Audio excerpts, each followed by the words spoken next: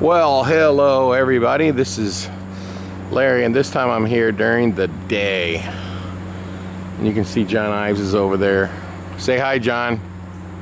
Hey everyone. Look how little he is compared to the facade.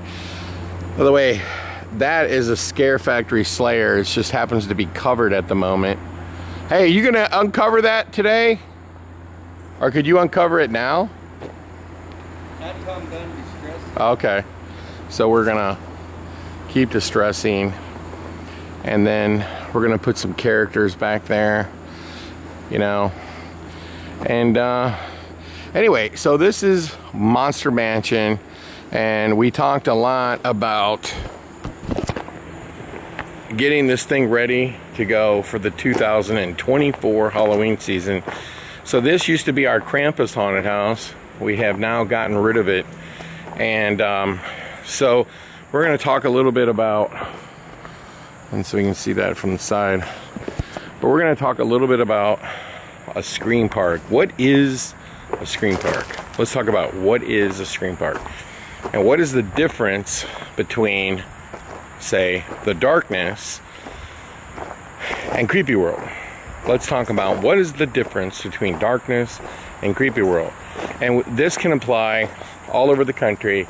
And we're going to talk about which one's better. Which one should you visit if you were only going to do one haunted house? And let's talk about the Lemp a little bit just for a second. Lemp is a lot like the Darkness, meaning that it's inside of a building, completely inside of a building. And but the difference is that the Lemp is in a very unique location. So when people think about the term haunted house, the first thing they think about is some really cool building that's abandoned. Now, by the way, we're going to take a look at some cool stuff along the way. On our Instagram, this particular animation blew up and got millions and millions of views. And you can see it's here, and it's set up right here at our haunted hayride here in Creepyworld. But Lemp is the stereotypical, I'm looking for an abandoned, I'm looking for a really haunted, I'm looking for a scary location for a haunted house. Lemp-Brewery is it's in that, like, it's in a category by itself where people take, and there's another animation right there. It's in a category by itself, ultra scary, ultra cool location that they're hard to find, and they're hard to put haunted houses in. So when you go to the Lemp-Brewery, you go down, it's deep underground, it's like in a cave, it's very cold. Yeah, it's like steaming hot in St. Louis this week, but I guarantee you go down to the Lemp and you need a coat.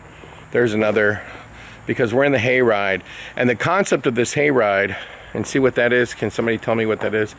That's the Amityville. And then right here is the Headless Horseman. So the whole idea of this hayride is like trick or treat. It's the concept is, you know, everything bad in the neighborhood lives here. See, there's the Wicked Witch.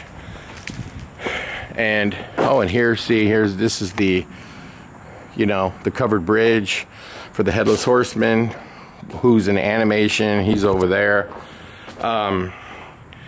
And so that's what the Lemp is, okay?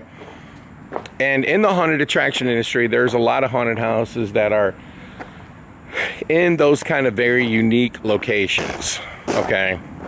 Now, in most cases, they're not necessarily the best haunt because a lot of times people heavily rely on the natural atmosphere. And at Lemp, we do rely heavily on the natural atmosphere, but it has some drawbacks. One, you know, in the summer it's very wet down there and it kind of like destroys stuff. Hey, can anybody tell me what house this is? This is Pennywise's house. And see, there's Georgie on the porch with this deflated balloon. And we have CGI effects that goes in the windows. And we'll get all that up and running before the season starts. So those are cool haunted houses, especially if you want to go into like a place, like when you watch YouTube videos you really want to go into a place like that. That's what the limp is. The darkness is more of your Midwest stereotypical haunt, like it's in a warehouse, it's in an old grocery store, an old department store, something like that. And it's all manufactured from scratch. You're not relying on anything natural to the location. Because what's scary about just an old warehouse? Well, absolutely nothing. Oh, look at that. We're on the Creepyworld Haunted Hayride. Look how tall that is. Let's see, I'm gonna get closer. You see his hand? I'm 6 foot tall. See how big that is? That thing is just gigantic. Now, but there's differences when it comes to a haunted house, like the darkness, and there's different levels to your traditional haunted house. Your traditional haunted house will be built into a warehouse. Usually they're one big long attraction, never ending. You know, different themes in the 90s, early 2000s, I would say. They would be a mishmash. Freddy Krueger, Friday the 13th, you know, Hellraiser, Leatherface, you know, just clowns. The darkness is like 3 haunts in one, really 4, because our whole outside area is loaded with actors and they run around and scare people. But the downstairs is like a gothic haunted house. The second floor is like a haunted mansion. And then the last part is a clown theme. And technically it's 5, because then you have the horror museum, which has the really cool horror gift store, and there's all kinds of things to take photo ops with, and so on and so forth. Okay. And the darkness is on a whole nother level. Okay. The best way for me to describe it was, if you like candy, you would want to visit Willy Wonka's chocolate factory, you know, like right out of the Gene Wilder movie, Willy Wonka and the Chocolate Factory. You would want to visit that. And we're back here checking out the facade on a Saturday, being painted, trying to get Creepyworld running. The darkness is just like, it's on a whole nother level. Okay, there's over 160 animatronics, probably over 200 special effects, detailed Hollywood sets. It's just like, it's like Willy Wonka's Chocolate Factory. If you like Halloween, you're gonna love the darkness, because it's the ultimate Halloween experience. You remember in the movie Christmas Story when they're gazing into the window and they're looking at all the toys? That's what, if you love Halloween, that's what the darkness experience would be like. But you know, of course, these monsters jump out at you, they try to scare you. Lots of live actors, unbelievable sets, unbelievable animatronics, special effects, you know, and everything. And we've added a lot to the darkness. Like, one of the big things we added was a flying rig. So now we're gonna have actors flying overhead, gliding in the ceiling. It was a big, big investment. And by the way, here is our new ghoul band at Creepyworld. And this is like our main queue line, okay?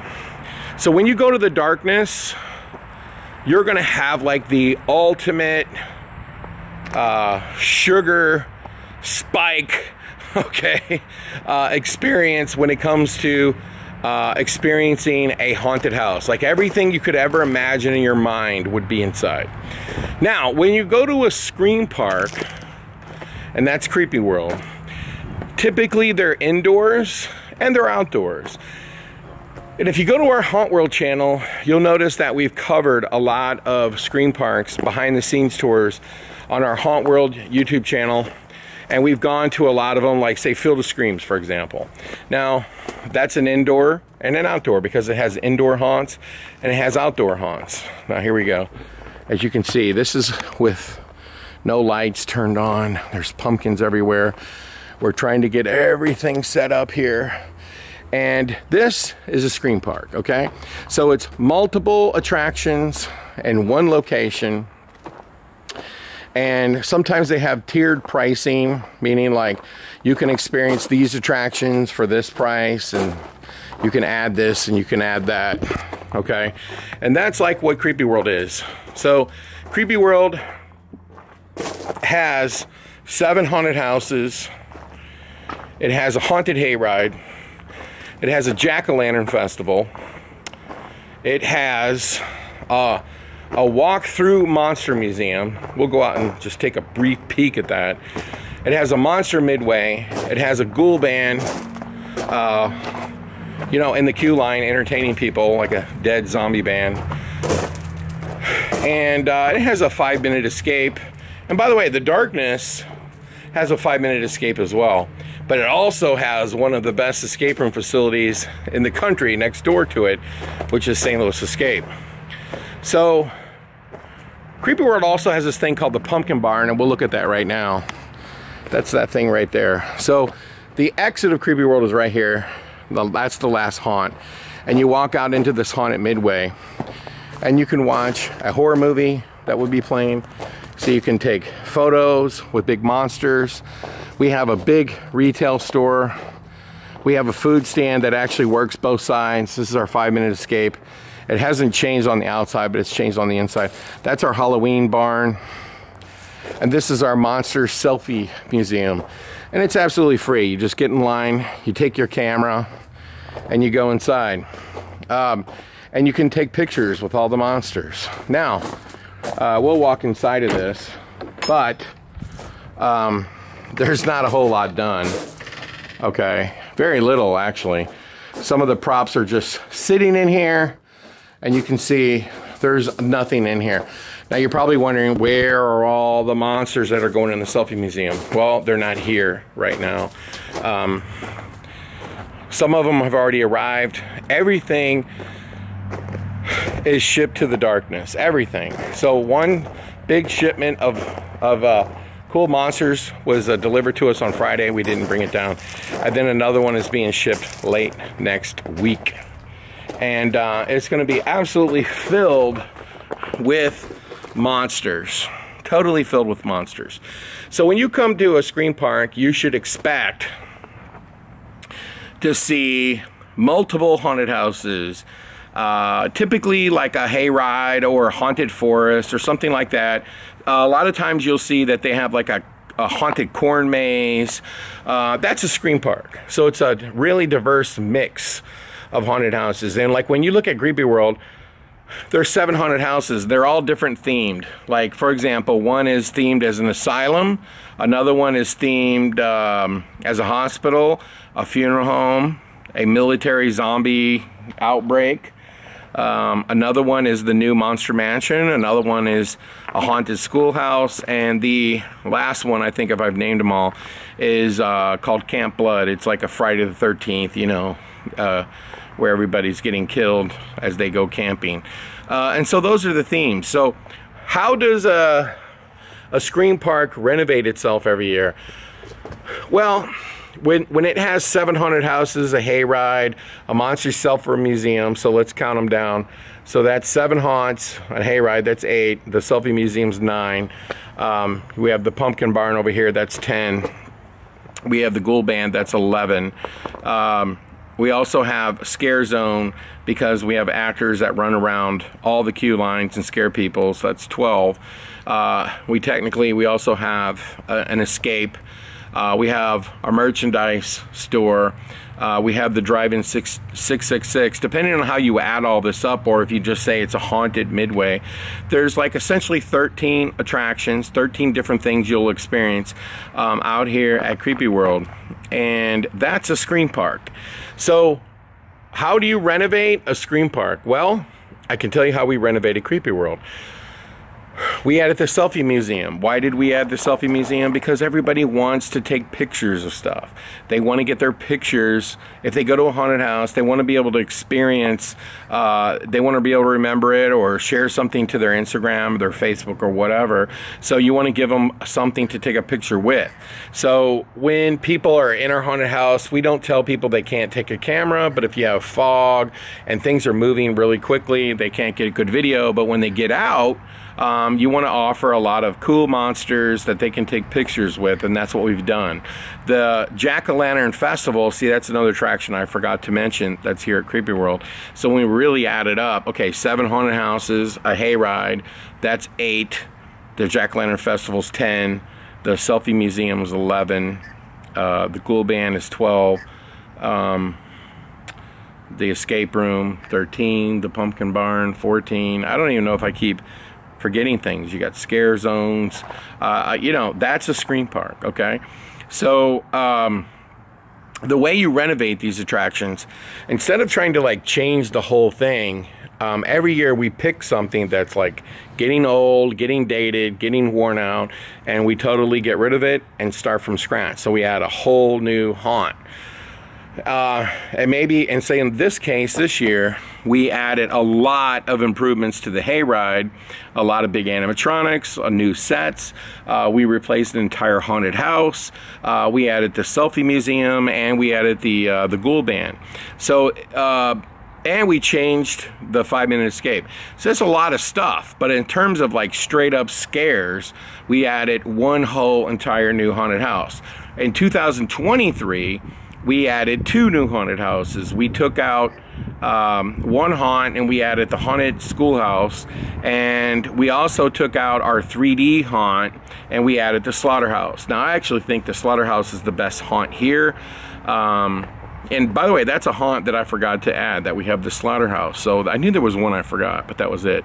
So last year we added 2 new haunts. But you're also just like, you know, improving a little bit here and there.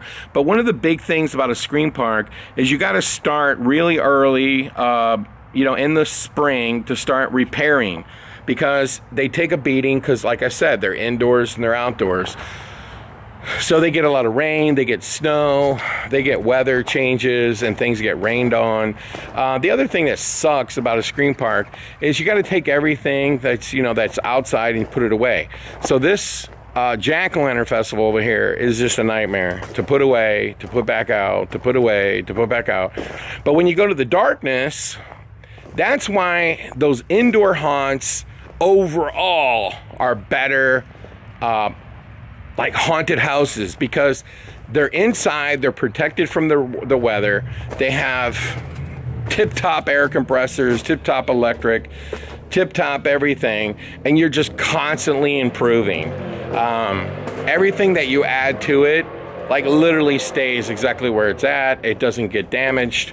I mean, from wear and tear, sure, but not from weather, rain, sleet, snow, ice, okay, and all those things. So an indoor haunted house should be, in most cases, a better haunted house than what a scream park would have to add.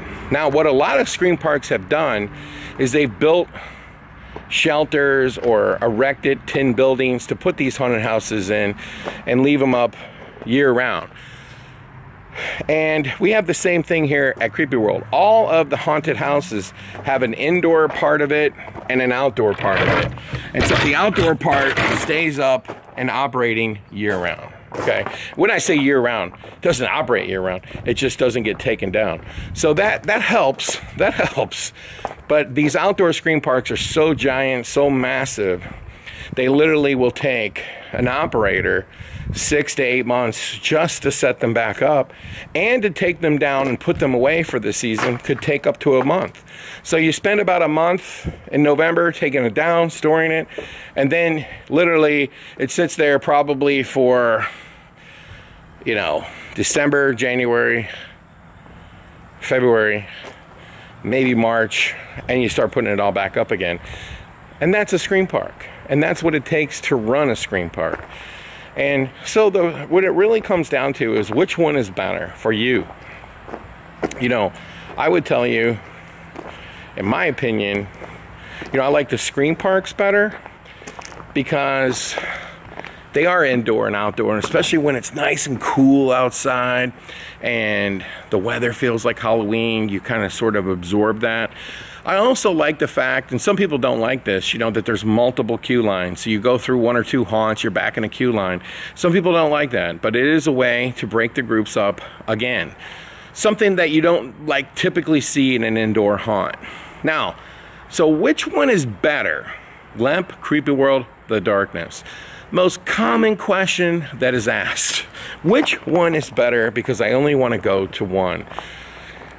It's impossible to say. If you want to go into like a musty old cave where it looks like you really are in Dracula's tomb, Dracula's castle, well, the Lemp would be the best one. If you're trying to look for the most authentic, scary location that essentially looks like it's abandoned, well, that would be the Lemp Brewery. If you want to go to the one that has the most, you know, ghost story type stuff connected to it, with all the Lemps committing suicide and everything like that, you would go to the Lemp Brewery. Okay, if you wanted to have the Willy Wonka, like, I want to see the ultimate sets, the ultimate special effects, the best costumes, actors, masks, and so on and so forth, right? I want to, and by the way, the darkness also has a massive retail store. We have one here, but it's nowhere near on the level of the darkness. We have stuff at the darkness that's just really hard to find, like large scale replica dolls and all kinds of stuff. And yeah, I mean, the darkness would be the one to go to. If you want to have the experience that's the longest, that's the most diverse, that has the most actors, because it absolutely does. It's absolutely the longest, and you want to have that experience where there's just a lot more different things going on. It would be Creepyworld. So it's almost impossible to say. That's why we offer an ultimate screen pass, which our customers get a massive discount for ordering all 3 haunted houses. I mean, they literally save like 50% to go to all 3. And we do it in a way, because I think when you sell like a screen pass, people think they got to go to all 3 in one night, and we don't do it that way. They can pick any night they want. So they can go to Creepyworld one night and then go to Darkness and Lemp on another night, because Darkness and Lemp are on the same street. So we offer that as an option as well. And that seems to fit a lot of people who can't choose.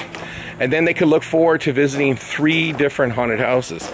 Now, you know, another thing that I get asked a lot is, you know, about, say, for example, like a Six Flags Fright Fest. What would be better, coming to Creepyworld or Six Flags Fright Fest? And what would be the closest comparison to a Six Flags Fright Fest? Would be Creepyworld. Which one's better? I mean, that's a joke, okay? It's not even close. It's not even remotely, like, they can't even be compared, okay? I think Six Flags is great. They've got rides, they've got roller coasters, and that's their main asset. As far as haunted houses concerned, I mean, like, you can't even compare the two. They're not even, that would be like comparing you know, like a little mongoose to a lion, okay? Like, who's gonna win that? I mean, like, that's not even fair. But like, to me, Six Flags Fright Fest or an event like that, some theme parks do a lot better job than others. Some go all out, like Universal Studios Horror Nights. But one of the negatives on, like, say, a Universal Studio Horror Nights is so many people go, you know, people complain, and we break groups up. That's just a straight conga line. I mean, it's just a straight conga line. They're putting you in as fast as they can. So they're not going to be as scary, for sure. A theme park haunt, it's not going to be as scary, for sure. But, you know, you've got more going on, you know, and you can consider it like a screen park, because you have rides and you have multiple attractions. And like I said, some theme parks are going to do it way better. Some are not going to do it as good. But this is what I can tell you for sure. Okay, a haunt like the darkness, there is no theme park that has a haunt like that. I don't care which one it is, where and which theme park in the world you go to, they're not going to have a haunted house as good as the darkness. And I'm not just saying the darkness. There's probably 100 haunted houses across the country that are better than anything that a theme park is doing. The difference is they don't have as many assets. So again, when you're trying to figure out what you want to do, It really boils down to what it is you're looking for. I love Universal Studios. I absolutely love it. I think it's the greatest theme park in the world. I haven't been to Universal Studios Horror Nights in 10 years. Is it because I don't like it? No, I think it's absolutely fantastic. It's because, you know, hey, I'm working at my own haunted house. And to me, you know, it's cool, but it's nowhere near on the level of a haunt. Like the Darkness, and I can name many others, like let's say 13th Gate in Baton Rouge. You're talking about a haunted house that's been there for almost 30 years, that's just piled and piled and piled upon with new props, new sets, new everything, and it's never taken down and thrown away. Like most of the Universal Studios haunts, I think almost all of them are literally taken down, thrown away, and then they build them from scratch. You can't compete with something that's been there for 30 years. They have so much stuff, so much like layers to that cake. That haunt is outrageously cool. Or a haunt like Haunted Overload out there in New Hampshire. That haunt literally is left up. And so every year they come in and they add more and more and more and more stuff. Okay, so yeah, Haunted Overload, there's nothing like it in the world. Now, if they had to take Haunted Overload down completely every year, I can tell you that what level would it be at? It would be 25% of the experience you will have when you go to Haunted Overload. It'd be 25%, because you spend so much time just setting stuff up. And that's what most theme parks, you know, they have to do, is they take it down and they set it up from scratch. Any haunt that is taken down and put back up from scratch will never be as good as a haunted house that can be left up completely. And now Creepyworld and many Scream parks across the country have figured out ways to leave the infrastructure up so they can just focus on the set design, the special effects, and you know, and the theatrics part of it. So they're literally mostly set up. And you can watch the video on Hauntworld channel, because I went and visited Field of Screams and we walked through the whole thing before they ever opened. So you can clearly see that it's mostly set up, but it still takes them 6 months or more to get it back up and operating for the season. So I hope this helps you figure out what kind of haunt you want to go visit this year, what kind of experience you want. And there is nothing wrong with going to a theme park and experiencing like a Halloween, you know, fun time with rides and everything else. Like, for example, Silver Dollar City, they don't do haunts, but they do this pumpkin festival, and it's absolutely fantastic. It's absolutely fantastic. It's just a different experience. And every type of haunted attraction, whether it's in a forest or a Scream park or a haunted house or an indoor haunt or a real type of location haunt, all of them are going to offer different experiences. And so hopefully that helps you decide what you want to do this Halloween, or what kind of haunt, if you ever got in the business, what kind of haunt would you want to build? Now, I will tell you this, out of the 3 that we have, which haunted house does the best? The Darkness, Lemp, or Creepyworld? Well, the haunt that does the best is Creepyworld. It outperforms the Darkness, even though the Darkness is considered one of the best haunted houses in the United States, in the world. Creepyworld is the #1 haunted house in St. Louis. I will tell you that we put the most time and effort into getting Creepyworld open, because with the Darkness, every year we gut a whole section and redo it. And even though that takes a lot of effort and a lot of money, you're working within and controlled environments. We've been working out here at Creepyworld, and it has literally been 100 degrees in many days. This is not fun, and it's not productive. Whereas when you're working in the Darkness, you're not getting rained on, there's no mosquitoes, there's just so many better attributes to it. And then when you build something, it doesn't get ruined by the environment. So the darkness is obviously, out of the 3 haunted houses, scenically, special effects wise, is the best of the 3. But the biggest experience, and the one that people like the most, would probably be Creepyworld, and then it would be the darkness, and then last would be the limp. So thanks for watching the video, and I want to remind everybody that Halloween is coming up, and we do sell combo tickets. You can get a ticket to the darkness and Creepyworld and save, and you can use those tickets on different nights. You can get a combo ticket to the darkness and lamp. They're on the same street, and literally you could go to one and then go to the other, or you can get an ultimate screen pass. Now you can visit all 3 in one night. A lot of people do it. I just suggest being at the attraction right when it opens.